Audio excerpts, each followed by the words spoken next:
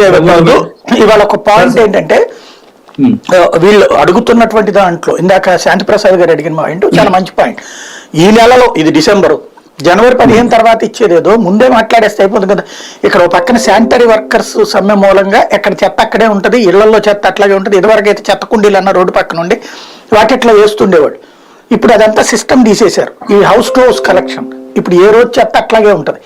Alternative plannings లేదు మీ దగ్గర.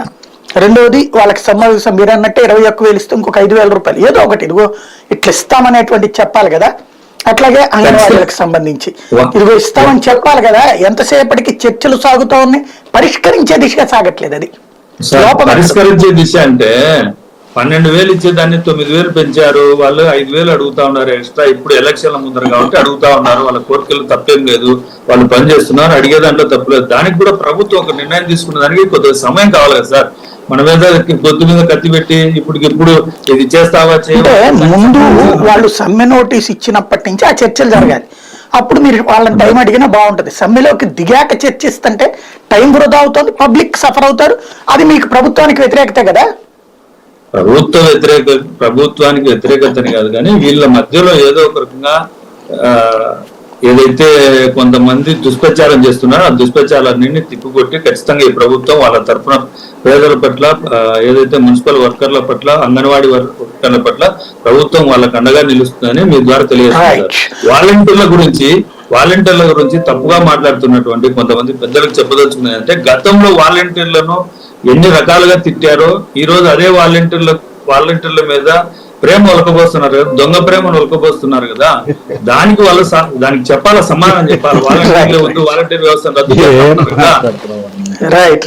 Volunteer వ్యవస్థ వద్దన్నారు కదా చంద్రబాబు గారు, వద్దన్నారు కదా. చెప్పడం జరిగింది కదా.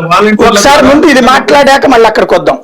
ఒక్క నిమిషం మళ్ళీ సెకండ్ టాపిక్ దగ్గరకు వద్దాం. అది సెకండ్ పాయింట్ దగ్గరకు వస్తే మొత్తం ఒకేసారి మాట్లాడేస్తే అర్థం కాదు కదా జనానికి. రైట్, రామ్ కుమార్ గారు ఏమంటారు? మీరు ఆడియో మ్యూట్ లో ఉన్నట్టు చూడండి. రామ్ కుమార్ గారు నమస్తే సాయి గారు, అందరికీ నమస్తే అండి. ఇప్పుడు అప్పులు తీసుకోవడానికి ఈ ప్రభుత్వం ఎప్పుడైనా రెడీగా ఉంటుందండి. ప్రభుత్వ అధికారులకు జీతాలు ఎప్పుడు ఇవ్వాలో ఎప్పుడు ఇస్తారో వాళ్ళకి తెలియదు. రెండు కాంట్రాక్టర్స్ బిల్లులు చెల్లించాలంటే అసలు ఎప్పటికీ ఇవ్వరు. ఆరోగ్యశ్రీ బకాయిలు ఇంచుమించుగా 1,000 కోట్ల దాకా ఉన్నా అవి ఎప్పుడు ఇస్తారో కూడా ఎప్పటికీ తెలియదు. అంటే ఈ 4 పాయింట్లు ఎందుకు చెప్పారంటే, ఆరోగ్యశ్రీ బిల్లులు ఇవ్వకపోతే పేదలకు వైద్యం తీసుకోవడానికి లేదు, కాంట్రాక్టర్స్ బిల్స్ ఇవ్వకపోతే